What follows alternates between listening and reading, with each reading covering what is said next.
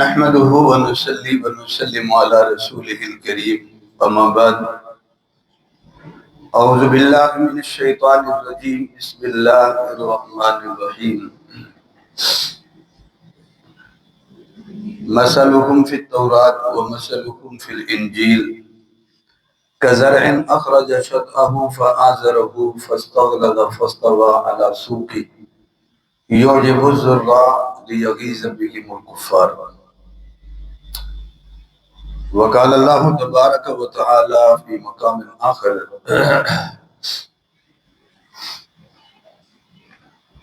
وَاذْكُرُوا إِذْ أَنْتُمْ قَلِيلٌ مُسْتَضْعَفُونَ فِي الْأَرْضِ يَخَافُونَ أَنْ يَتَخَطَّفَكُمُ النَّاسُ قال النبي صلی اللہ علیہ وسلم اصحابی كالنجوم فبأيهم اقتديتم اهتديتم. احباب کرام، تسلسل کے ساتھ ایک گفتگو چل رہی ہے. اس کے تسلسل کو قائم رکھتے ہوئے اسی موضوع پر کچھ باتیں عرض کروں گا.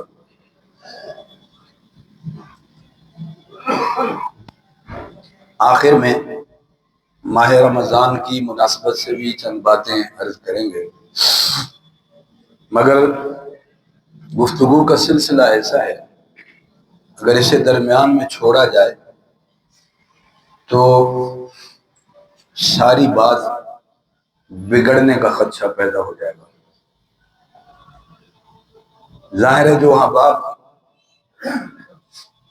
روٹین اور معمول سے سن رہے ہیں باتیں ان کے ذہن میں ہوگی، اور اگر اسے درمیان میں چھوڑ دیا جائے تو یقیناً ساری محنت ضائع ہوگی. اس لیے اسی سلسلہ گفتگو کو آگے بڑھائیں گے. گفتگو یہ چل رہی ہے کہ نبی علیہ السلام کے زمانے کے دو گروہ جن کو قرآن نے الگ الگ بتایا ہے، ان میں ایک طبقہ جو سچا اور پکا ایمان والا کہلاتا ہے، اور دوسرا طبقہ وہ ہے جسے قرآن منافق کہتا ہے. یعنی اوپر سے لوگوں کو دھوکہ دینے کے لیے کلمہ پڑھتے ہیں کافر کے کافر. ان کا نام منافق رکھ کے ان کو الگ سے بیان کرنے کا منشا یہی ہے کہ مکسنگ نہ ہو جائے، لوگ ان کو بھی مومن نہ سمجھ لیں. ایسی واضح بدیہی علامتیں بتائیں اللہ نے کہ ان منافقین کے دور کے جینے والے لوگوں کو کوئی مشکل پیش نہیں آئی. جو ایمان والے تھے، ظاہر ہے یہ علامتیں تو اسی دور کے لوگوں کی ہیں تو اسی دور کے لوگوں کے لیے ہیں. ہم نے تو ان کو پھر سامنے رکھ کے سمجھنا ہے، ورنہ یہ ضرورت تو ان کی ہے کہ انہیں اپنی زندگی گزارتے ہوئے پہچان ہونی چاہیے کہ مومن کون ہے اور کافر اور منافق کون ہے. ایسی واضح علامتیں بتائیں کہ جن میں کوئی شک شبہ نہیں رہ جاتا. اس دور میں بھی اگر کوئی کوشش کرے مکس کرنے کی تو نہیں کر سکے گا. اتنی واضح لکیریں کھینچی ہیں قرآن نے. دیکھو نا، ایک چیز اپوزٹ ہے. ایمان والوں کی علامتیں اور ہیں اور منافقین کی علامتیں اور ہیں. کچھ باتیں اگر آپس میں ملتی جلتی بھی ہوگی تو وہ واضح علامتیں الگ کر دیں گی، ورنہ تو علامت بتانے کا فائدہ ہی کوئی نہیں جس سے پہچان نہ ہو. معلوم ہوا جن کی رہنمائی کے لیے اللہ نے قرآن پاک کی آیات اتاری، سب سے پہلے فائدہ انہیں ہوا، ہمیں پہچاننے میں بعد میں فائدہ ہوا. اگر ان کو کوئی سوال باقی رہ جاتا تو وہ سوال کرتے، وہ کہتے ہماری تسلی نہیں ہوئی، ہماری تشفی نہیں ہوئی، ہمارا مسئلہ حل نہیں ہوا، کھوٹے کھرے کی ابھی پہچان نہیں ہوئی. مخلص اور منافق کا بھی فرق واضح نہیں ہوا. یہ سوال آ سکتا تھا اور اللہ پھر وہی کے ذریعے رہنمائی کر سکتے تھے، لیکن ایسا نہیں ہوا. معلوم ہوا جن کی رہنمائی کے لیے آیات اتاری وہ مطمئن ہو گئے، انہیں پہچاننے میں کوئی دشواری نہیں ہوئی. اور آج بھی کتابوں میں وہ نام موجود ہیں جن کی نشاندہی علامات کے ذریعے کی گئی. کوئی غلط فہمی نہیں ہوئی کسی صحابی کو، کسی ایمان والے کو، کہ اس نے مومن کو منافق بنا دیا ہو، منافق کو مومن بنا دیا ہو. ایسا کہیں نہیں ہے. بلکہ اگر کہیں کوئی غلط فہمی پیدا ہوئی بھی تو رسول اللہ صلی اللہ علیہ وسلم نے اسے واضح فرما دیا. کسی کو ظاہری طور پر اگر کوئی غلط فہمی ہوئی کہ یہ اپنا ہے تو اسے نبی علیہ السلام کے ذریعے واضح کر دیا گیا. کوئی پہلو تشنا نہیں چھوڑا، کوئی پہلو نامکمل نہیں چھوڑا، ادھورا نہیں چھوڑا، جس سے بات واضح ہو گئی کہ جو مومن ہیں انہیں صحابی کہتے ہیں، جو منافق ہیں انہیں کافر کہتے ہیں. اس میں تو الجھن کی کوئی بات نہیں. کوئی بندہ ایسا دکھاؤ مومن بھی ہو کافر بھی ہو، آج ہی دکھا دیں، اسی دور میں کوئی دکھا دو. ایمان اور کفر اکٹھے نہیں ہو سکتے. صحابی اور منافق کیسے اکٹھے ہو گئے؟ صحابی تو مومن کا نام ہے نا. تو میں سادہ سی بات کر رہا ہوں، اسی دور میں اگر آگ اور پانی اکٹھے نہیں ہو سکتے تو پھر مومن اور کافر یعنی کفر اور ایمان ایک دل میں اکٹھے نہیں ہو سکتے. سوال ہی پیدا نہیں ہوتا. جب اکٹھے نہیں ہو سکتے تو یہ بات بھی واضح ہو گئی کہ ایمان والے الگ اور منافق کافر کیا ہو گئے؟ الگ. تو یہ بات بھی واضح ہو گئی کہ صحابی الگ اور منافق الگ. یہ تو نہیں ہو سکتا. مومن اور کافر اکٹھے نہیں ہیں تو پھر منافق اور صحابی بھی اکٹھے نہیں ہو سکتے. ایک آدمی منافق ہے تو پھر صحابی نہیں ہو سکتا. پھر اللہ نے علامتیں بدلائی. اب قرآن پاک کی ایک آیت لے لیں. ایک جگہ اللہ نے اپنی نعمت یاد دلائی. وقت گزرنے کے بعد بعض دفعہ آدمی گزرے لمحات بھول جاتا ہے، گزرے دن بھول جاتا ہے. شکر گزاری کا ایک تقاضا یہ بھی ہے کہ گزرے ہوئے لمحے یاد رکھنے چاہیے. اگر تنگی کے ہیں تب بھی یاد رکھیں، اگر خوشحالی کے ہیں تو تب بھی یاد رکھیں. اچھے گزرے دنوں کو کبھی نہ بھولیں. اللہ نے یاد دلایا تب جب وقت بدل گیا. وہ تنگی کا زمانہ نہیں رہا، وہ قید نما زندگی کا دور نہیں رہا، وہ بائیکاٹ کا زمانہ نہیں رہا، وہ دھمکی دھونس دھاندلی کا زمانہ، وہ طاقت کا زمانہ نہیں رہا جب ان پہ استعمال ہوتی تھی. وہ ظلم و ستم کا دور نہیں رہا، وہ دور نہیں رہا جب مجبوراً گھر چھوڑنے پڑے تھے، وہ دور نہیں رہا کہ جب سامنے اپنے ایمان والا ذبح ہو رہا ہے چھڑا نہیں سکتے. آپ سیرت پڑھیں، ایک نقشہ آپ کو دے دوں. یہ تو سارے پڑھ جاتے ہیں، ہم بھی پڑھتے ہیں، لیکن اس نظر سے شاید دھیان نہ جاتا ہو کہ نبی علیہ السلام بیت اللہ میں نماز پڑھ رہے ہیں. کوئی گندگی آپ کی کمر پہ لا کے رکھ دی گئی، سارے سنتے پڑھتے ہو نا اس بات کو. کس نے اٹھائی تھی؟ کس نے صاف کی تھی؟ حضرت فاطمہ رضی اللہ تعالی عنہا نے. جو کچھ بھی ڈالا گیا آپ سجدے کی حالت میں آپ کی کمر پر، اسے اٹھایا کس نے؟ اس سے کیا فرق سمجھ آتا ہے؟ کتنے دیکھنے والے ہوں گے لیکن اٹھا نہیں سکتے تھے. کتنے ارد گرد موجود تھے لیکن ہاتھ بڑھا نہیں سکتے تھے. طاقت اس طرف تھی. اللہ کے حکم سے ان کے ہاتھ بندھے ہوئے تھے. بیٹی کا رشتہ ایک جذباتی رشتہ ہے. اگرچہ ایمان کے تقاضے تھے، طاقت کا جتنا استعمال کر سکتے تھے کرتے، مگر اللہ کی طرف سے اجازت نہیں تھی. مگر فاطمہ کے تو رشتے کے بھی تقاضے تھے نا، صرف ایمان کے تقاضے تو نہیں تھے، رشتے کے تقاضے تھے. اس لیے حضرت فاطمہ رضی اللہ تعالی عنہا نے اسے اٹھایا. जिससे अंदाजा होता है कमजोरी, उस दौर की कमजोरी का अंदाजा होता है। अल्लाह याद दिला रहे हैं, ईमान वालों याद करो उस वक्त को, इज़ अंतुम कलीलुम मुस्तज़अफ़ून फिल अर्ज़, तुम जमीन में बड़े कमजोर थे। यतखाफून अन यतखत्तफकुमुन नास, डर था कि कहीं लोग तुम्हें उचक न ले, यानी जिंदगी दांव पे लगी है। कलमा पढ़ने वाला कलमा पढ़ने के बावजूद घबराया हुआ जरूर है। साहबा कहते हैं कि उस दौर में कलमा पढ़ना हथेली पे अंगारा रखने के बराबर है। उस दौर में कलमा पढ़ना मौत को दावत देने के बराबर है। उस दौर में ईमान लाना जनाब जुल्म और सितम को अपने ऊपर रवा करने का मफहूम है, लेकिन इसके बावजूद कलमा पढ़ा उन्होंने। साहबा कहते हैं हम रात गुजारते थे, हमें यकीन नहीं होता था दिन चढ़ेगा कि नहीं चढ़ेगा। ताकत इतनी ज्यादा जोरों पर है और बेलगाम है, और इसी तरह खूब तौज धांधली का इस्तेमाल हो रहा है। अगर दिन गुजरता है तो रात आने का हमें आने की उम्मीद नहीं होती थी। हर लम्हा डर, खौफ, खतरा, जिंदगी दांव पे लगी है।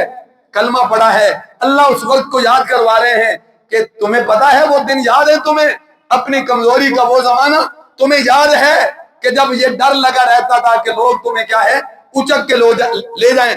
कुरान में जहां लफ्ज नास आता है ज्यादातर इससे काफिर मुराद होते हैं, मां सिवाय चंद मकाम के, वरना तो कुरान ने उनके ओहदों से, उनकी अकीदों से, उनके अमलों से, निस्बतों से अल्लाह ने याद किया है। या अय्युहल्लज़ीना आमनू या अहलल किताब या बनी आदम या बनी इसराइल, यूं अल्लाह ने उनको याद किया।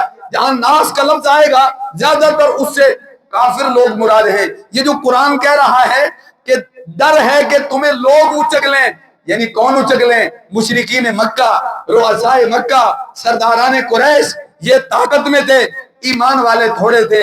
अल्लाह वो वक्त याद करवा रहे हैं, याद करो उस वक्त को जब तुम थोड़े थे। फिर हमने क्या किया? हमने तुम्हें ताकत में बदला। यकदम नहीं कि जैसे सूरज चढ़ता है दिन हो जाता है, ऐसे नहीं कि चिराग जले रोशनी हो जाए, बल्ब जले रोशनी हो जाए, ऐसे नहीं है, बल्कि हमने आहिस्ता आहिस्ता तुम्हें क्या किया है? ताकतवर किया है। कई उसमें अवामिल हैं जिनके मिलने से तुम ताकतवर बने हो। नंबर एक, अल्लाह कुरान में कहते हैं कि हमने क्या किया? वह अल्लफ़ बैन कुलूबिहिम, तुम जो कलमा पढ़ने वाले हो, चाहे मक्के का जमाना है चाहे मदीने का जमाना है, तुम एक रिश्ते में जुड़ गए हो, और वो रिश्ता है ईमान का। बिरादरी छुप गई, लोग आज भी बनु हाशिम, बनु कुरैश और बनु उमैया को तलाश करते फिर रहे हैं। इनकी हैसियत सानवी है, पहली हैसियत ईमान की है। खानदान पीछे चले गए, हसब नसब पीछे चला गया, ये अरब का है कि हबशे का है, ये सब पीछे चले गए, ये फारिस का है कि रूम का है, ये सब पीछे चले गए, ये गुलाम है कि आजाद है, ये सब पीछे चले गए, ये अमीर है कि गरीब है, ये सब सानवी दर्जे की बातें हो गई। ये गोरा है कि काला है, अब इसकी हैसियत पीछे है, ये अरबी है कि अजमी है, अब इसकी हैसियत बाद में है। पहले तुम जिस रिश्ते में बंधे हो वो रिश्ता है ला इलाहा इल्लल्लाह। तुम कलमा पढ़ रहे हो, कलमा पढ़ने की बुनियाद पर हमने तुम्हारे दिलों में मोहब्बत पैदा कर दी, जो मोहब्बत सिर्फ कलमे से पैदा होती है, किसी और शय से पैदा नहीं होती। फिर अल्लाह ने उसकी वजाहत की कि अगर कोई चाहे कि दिल में मोहब्बत पैदा कर दे, वो जमीन भर के सोना खर्च कर दे, किसी के दिल में जगह नहीं बना सकता। बात मनवाई जा सकती है, जुबान चुप कराई जा सकती है, किसी का सर झुकाया जा सकता है, वो कहो कि दिल भी बदल जाए। तो सुल्तान सलाहुद्दीन अयूबी का कौल मुझे याद आया। वो कहा करता था कि तलवार से दुनिया फतह हो सकती है, दिल नहीं फतह हो सकता। ताकत से दुनिया फतह हो सकती है, दिल नहीं फतह हो सकता। अल्लाह याद करवा रहे हैं कि लौ अनफक़्त मा फ़िल अर्ज़ि जमीआ, अगर तुम जमीन भर के माल खर्च कर दो फिर भी तुम आपस में मोहब्बत पैदा नहीं कर सकते थे। तुम्हें पता है तुम्हारी पहले की दुश्मनियां क्या थी, खानदानों की आपस में अदावतें क्या थी। 100 साल की जंगें लगी हुई हैं, और मरने वाला वसीयत औलाद को विरासत की करके नहीं जा रहा, मरने वाला वसीयत लड़ने की करके जा रहा है। ये तेरे दादा का कातिल है, ये तेरे चचा का कातिल है, ये तेरे भाई का कातिल है, इसे माफ न करना। खून के प्यालों में हाथ रख के अलग लेते और देते थे कि मेरे बाद दुश्मन को न छोड़ना। छोटी छोटी बात पर इतनी बड़ी बड़ी लड़ाइयां وہ لوگ میدان میں تھے، تلواریں ہاتھ میں تھی، آنکھ کھولی اور شعور آیا تو دین کو دیکھا، کلمہ قبول کر لیا۔ عجب نقشہ ہے، عجب منظر ہے، ایک ہی جگہ پہ اکٹھے ہیں، دار ارقم میں بیٹھے ہیں، ایک کمرے میں موجود ہیں، ایک جھونپڑی اور بیٹھک میں موجود ہیں، قاتل بھی وہی کھڑا ہے، جی ہاں، اور مقتول کے ورثاء بھی کیا ہیں، وہی کھڑے ہیں، ایک دوسرے کے خون کے پیاسے ایک جگہ پہ اپنے جسموں کو جوڑ کے بیٹھے ہوئے ہیں، گھٹنے ٹخنے پاؤں جڑے ہوئے ایک دوسرے کے ساتھ ہاتھوں میں ہاتھ رکھ کے بیٹھے ہوئے ہیں۔ دنیا کی کس طاقت نے ان کو اکٹھا کیا ہے؟ میرا رب کہتا ہے دولت سے تو دل نہیں جڑا کرتے، ہم نے ایمان کی برکت سے تمہارے دلوں کو جوڑ دیا ہے۔ یہ ایمان کی برکت ہے۔ اللہ یاد کروا رہے ہیں ہم نے تمہیں طاقتور کیسے کیا کہ تمہیں ایمان نصیب کیا، پھر محبتیں ڈال دی، پھر ہجرت کی ہے، ہجرت کے بعد مواخات قائم کر دی، ایک مہاجر اور ایک انصار آپس میں کیا ہوگا، بھائی بھائی، اس کو کہتے ہیں مواخات۔ اس کا احترام صحابہ نے ایسے ہی کیا ہے جیسے نسبی رشتوں کا ہوتا ہے کہ یہ میرا مہاجر بھائی ہے، کوئی تانا نہیں ہجرت کا، کوئی کسی کو دوش نہیں، کوئی کسی کو ایذا تکلیف نہیں، بلکہ بھائی بھائی بنا دیا۔ ایمان میں مہاجر اور انصار کو بھی اکٹھا کر دیا، عرب اور غیر عرب کو بھی اکٹھا کر دیا، گورے اور کالے کو بھی کیا کر دیا، اکٹھا کر دیا، عربی اور عجمی کو بھی کیا کر دیا، اکٹھا کر دیا، بنو امیہ اور بنو عباس، بنو ہاشم، قریش کو بھی کیا کر دیا، اکٹھا کر دیا، ایمان میں جمع کر دیا۔ اس لیے اللہ یاد کروا رہے ہیں ہم نے تمہیں یوں طاقتور کیا۔ اور پھر ایک اور مثال لیجئے، سورہ حجرات کے آخر میں، سورہ فتح کے آخر میں اللہ ایک مثال دیتے ہیں، فرمائے یہ وہ لوگ ہیں جو نبی علیہ السلام کے ماننے والے، مثلہم فی التورات و مثلہم فی الانجیل، ان کی مثالیں تورات میں بھی ہیں، انجیل میں بھی ہیں۔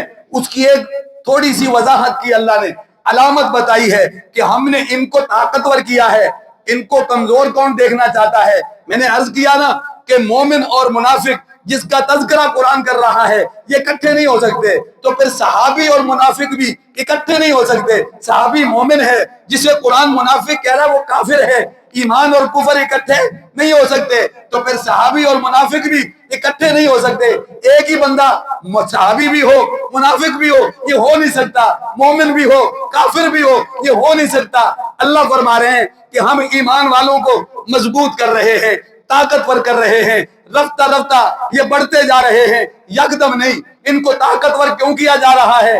اس لیے کہ یہ دین کا فیس ہے، یہ دین کی شکل ہے، یہ میرے نبی کی کمائی ہے، یہ میرے نبی کا سرمایہ ہے، یہ میرے نبی کی کلاس ہے، یہ میرے نبی کے شاگرد ہیں، یہ میرے نبی کی امت ہے، یہ میرے نبی کے نمائندے ہیں، یہ میرے نبی کے نائب ہیں، اس لیے کہ یہ دین کے امانت دار ہیں، یہ آگے پہنچانے والے ہیں، اس لیے اللہ انہیں مضبوط کر رہا ہے۔ لوگ انہیں محمدی کہہ کے جانتے ہیں کہ ان کی عمل، ان کا کردار یہ نبی کی شریعت کی پہچان ہے، ان کا کردار نبی علیہ السلام کی لائی ہوئی تعلیمات کی پہچان ہے، گویا یہ دین کا فیس ہے، دین کی پہچان ہے، دین کے محافظ ہیں۔ انہیں مضبوط کرنے کا مطلب دین کو مضبوط کرنا ہے، انہیں مضبوط کرنے کا مطلب شریعت محمدی کو مضبوط کرنا ہے، انہیں مضبوط کرنے کا مطلب نبی علیہ السلام کو مضبوط کرنا ہے۔ اس لیے اللہ جل جلالہ ان کی حفاظت بھی کر رہے ہیں، ان کی مدد بھی کر رہے ہیں، انہیں طاقتور بھی کر رہے ہیں۔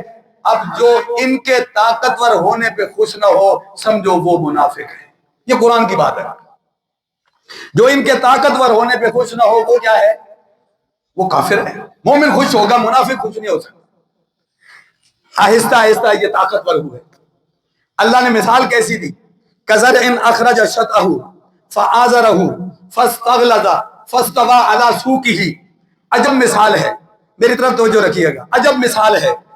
کسان ہے، اس کو سامنے رکھ کے یا کھیت کو سامنے رکھ کے بات کو سمجھیے گا، پھر سمجھ آئے گی کہ اللہ نے مثال کیسی بیان کر دی۔ فرمائے ابتدا میں زمین سے چھوٹی سی کوپل نکلتی ہے، پھر وہ ذرا بڑی ہو جاتی ہے۔ ابتدا میں تو اسے انگلی سے مسلا جا سکتا ہے، لیکن پھر ذرا بڑی ہوتی ہے، پھر قرآن کہتا ہے فاستغلظ، پھر اور مضبوط ہو جاتی ہے، فاستوى علی سوقہ، پھر اتنی طاقتور ہو جاتی ہے کہ زمین سے اٹھان لیتی ہے، ایک تنے کی شکل بنتی ہے، اور طاقتور اور مضبوط تنے کے سہارے وہ کھڑی ہو جاتی ہے، حتیٰ کہ چھوٹی موٹی ہوا اور موسم کا بھی وہ سامنا کر لیتی ہے. یوں انگلی سے اب اسے اکھیڑا نہیں جا سکتا, معمولی ہوا سے اسے اکھیڑا نہیں جا سکتا, اب پھونک مار کے یہ چراغ بجھایا نہیں جا سکتا. میرا رب ایسے مثال بیان کرتا ہے. پھر فرمایا اس کے جوبن کو دیکھ کے یوجب الزرع, ایک کسان بڑا حیران ہوتا ہے کہ ایک دن وہ تھا, میں نے فصل ڈالی, میں نے بیج ڈالا تھا, پھر پانی دیا, اسے سینچا, محنت کرتا رہا, آج یہ میرے قد کے برابر تنا ہے, میرے قد کے برابر فصل ہے, میں پار دیکھوں میں دیکھ نہیں سکتا, میں پار نگاہ دوڑاؤں تو نگاہ نہیں جاتی, یہ اتنی بڑی اتنی طاقتور ہو گئی. میرا رب کہتا ہے جیسے وہ کسان حیران ہو جاتا ہے اپنی فصل کو بیج کے دن سے لے کر اس کے یوں تناور بننے کے دن تک حیران ہوتا ہے, میرا نبی بھی ایسے بیج ڈالتا رہا, محنت کرتا رہا, دار ارکم میں چھپ کے کلمے پڑے جاتے رہے, اور اسی طرح عقبہ کی وادیوں میں چپ کے بیعت ہوتی رہی, دین پھیلتا رہا, چپ چھپا کے یہ تبلیغ ہوتی رہی. یہ رفتہ رفتہ یہ ایک آدمی سے یہ قافلے سے یہ کارواں یہ بنتا رہا, امت ترتیب دی جاتی رہی. آج میرا نبی بھی دیکھ کے اپنی جماعت کو حیران ہو رہا ہے جیسے کبھی کسان حیران ہوتا ہے. یوں اللہ نے اسے کیا کیا ہے, طاقتور کیا ہے. ایک جھلک اور دے دوں, بات ختم کروں گا. آہستہ آہستہ اللہ نے اس جماعت کو کیا کیا ہے, طاقتور کیا. یوجب الزرع, فرمایا کسان حیران ہوتا ہے, اس کی کمائی جو ہے وہ تعجب میں پڑتا ہے, خوشی کی حیرانگی. اگلے لفظ بھی اسی سورہ فتح کے پڑھ لیے گا, آخری آیت پڑھ رہا ہوں, اس کا آخری حصہ پڑھ رہا ہوں. یوجب الزرع, کسان تو حیران ہوتا ہے, خوشی کا اظہار ہے, خوشی کا تعجب ہے. اللہ فرماتے ہیں لیغیظ بہم الکفار, مگر کافر کو یہ تعداد اچھی, کافر کو یہ ترقی اچھی, کافر کو یہ جماعت یہ طاقت اچھی, یہ جو ان کی کمزوری طاقت میں بدلی ہے, فرمایا یہ بری کس کو لگتی ہے, اچھی کس کو لگتی ہے, فرق بتا دیا ہے. فرمایا یہ نبی اس سے خوش ہوگا, کافر اس سے خوش نہیں ہوگا. تو دیکھو اللہ نے آہستہ آہستہ طاقتور بھی کیا, پھر علامت بھی بتائی کہ ان سے خوش کون نہیں ہوگا, ان سے ناراض کون ہوگا. اللہ نے کس طرح ان کو طاقتور کیا, یہ جھلک لے لیں, بات ختم کروں. ابتدا میں کیسا دور گزرا ہے. 3 سال ابن حشام کی تاریخ کے مطابق, سیرت ابن حشام کے مطابق, نبی علیہ السلام کے نبوت کے ابتدائی 3 سال خفیہ تبلیغ ہوتی رہی. آنے والے کو پتا ہے, تبلیغ دعوت دینے والے کو, کلمہ پڑھانے والے کو پتا ہے, اور کسی کو کوئی خبر نہیں. چھپ چھپا کے کلمہ پڑھتے رہے. ابن حشام کے مطابق ان 3 سالوں میں 40 کے قریب لوگ ایمان لائے. یہ دار ارکم کی کمائی ہے, یہ چھپ کے کلمہ پڑھنے والے. 3 سال کے بعد پھر رخ بدلا, نبوت کا 5واں سال آیا. اب بھی کمزوری اتنی ہے کہ ہجرت کی اجازت مل گئی, حبشہ چلے جاؤ, محفوظ علاقہ ہے. اب حبشہ ہجرت کرنے والے لوگ کتنے ہیں, 12 مرد 4 عورتیں, ٹوٹل 16 افراد ہجرت کر رہے ہیں کہ جہاں کے ظلم برداشت نہیں کر سکتے.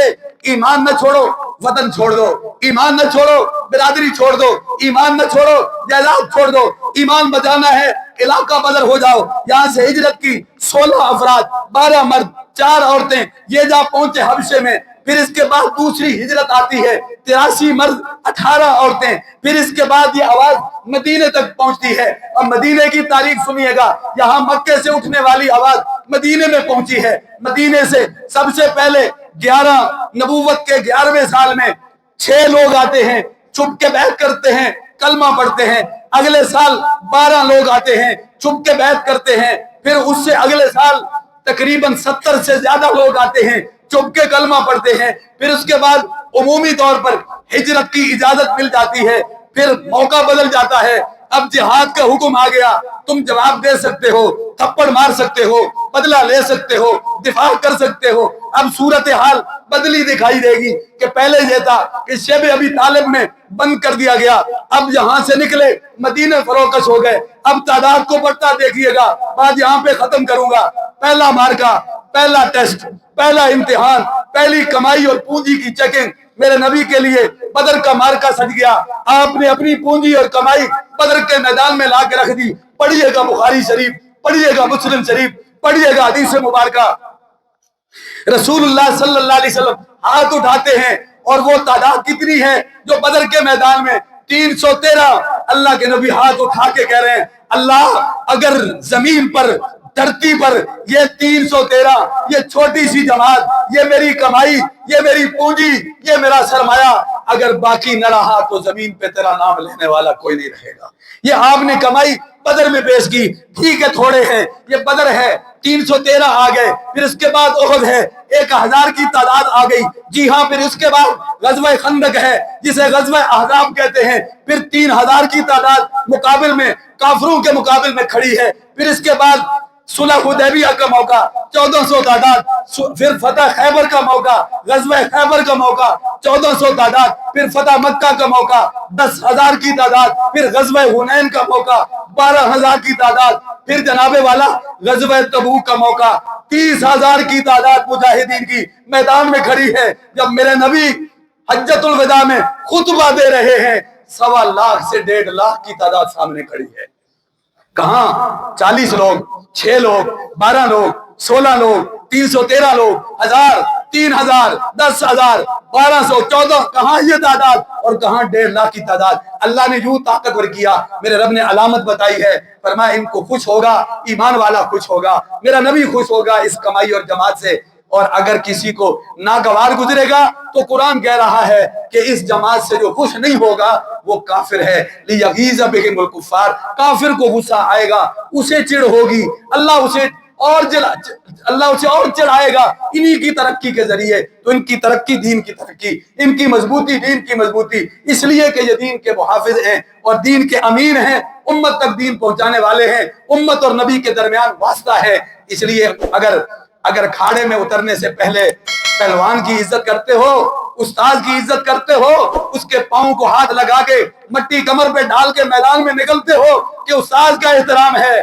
तो फिर सहाबा भी उम्मत के क्या हैं? उस्ताद हैं। जिसे उस्ताद का अदब नहीं, उसे फैद नहीं होता, उसे नफा नहीं होता, उसे बरकतें नहीं मिलती। बड़े उस्ताद होंगे, अब भी होंगे, मगर सबसे पहले उस्ताद मेरे नबी के बाद तो कौन है? सहाबा हैं। तो हमारे मोहतरम हैं, हमारे मोहसिन हैं, हमें उनका शुक्रगुजार रहना चाहिए, एहसानमंद रहना चाहिए। उनके दौर में होते तो हम उनकी खिदमत करते, लेकिन अब हमारे पास यही रास्ता है, उनका नाम लें तो अदब से लें, उनका तज़किरा करें तो एहतराम से करें, खुशी से करें, उनको अपना उस्ताद और बड़ा मान के करें और उनके लिए दुआएं भेजें, उनके लिए तोहफे भेजें और उनकी दरजात और तरक्की की दुआ करें। अल्लाह हम सबको समझ नसीब फरमाए, अल्लाह अमल की तौफीक अता फरमाए।